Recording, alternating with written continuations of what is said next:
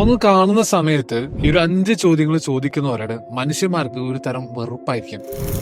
ഒന്നാമത്തത്, എന്റെ കല്യാണം കഴിക്കാത്തത്, എന്തുകൊണ്ടാണ് ഡിവോഴ്സ് സംഭവിച്ചത്? ഇങ്ങനെയുള്ള കാര്യങ്ങൾ ചോദിക്കുന്ന സമയത്ത് നമുക്കതൊരു ടോപ്പിക് മാത്രമായിരിക്കും. പക്ഷേ അത് കേൾക്കുന്നവരുടെ ലൈഫാണ്. പരമാവധി ഒഴിവാക്കുക.